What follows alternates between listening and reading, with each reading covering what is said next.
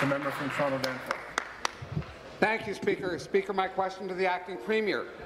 The Premier promised before the last election to lower auto insurance rates for Ontario drivers by 15%.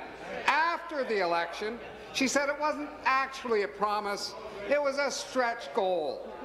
We know the Premier's hydro borrowing scheme is the same as her auto insurance promise, a political calculation designed to confuse Ontario voters into voting for her party in the next election.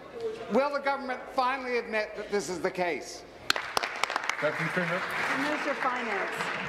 To Finance. Thank you, Mr. Speaker, and thank you for the question from the member opposite. Usually something that the Deputy Leader of the Opposition third party would ask, and I recognize that he's not available now, but hopefully in time he'll be able to also act and provide some assistance as we move forward, Mr. Speaker, as we are with David Marshall's report, to ensure we curb the increasing costs within the system to enable us to reduce premiums, and they have been reduced over time, around 8 to 9% now, Mr. Speaker, and we're further doing more in order to achieve our goal, Mr. Speaker, and that's an ongoing situation.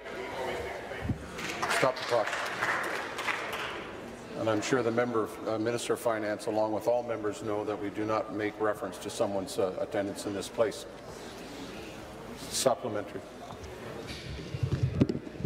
Thank you, Speaker. Again to the acting Premier. I hope this time they'll listen to the question.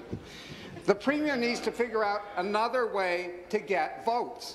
She needs to understand that toying with people's lives for political advantage is not acceptable, and it doesn't work.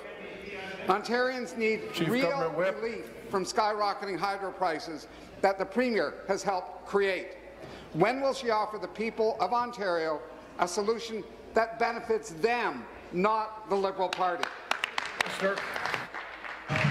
So, Mr. Speaker, the member opposite knows that a report has been issued. David Marshall has gone forward with a number of important recommendations. It's up for public debate, part of which would reduce the cost of the system. And I hope the member opposite will take it into account as he proceeds forward to initiate some of this, to reduce those costs, to then enable us to have further reductions in our premiums. And, Mr. Speaker, it's an ongoing thing that we've always been said we would do, and we are doing it. And there are about 20-odd companies that have now reduced the rates by more than 15%. It's a competitive industry, and we'll continue moving forward and working with the industry to achieve our goals. Thank you, Mr. Speaker. Thank you.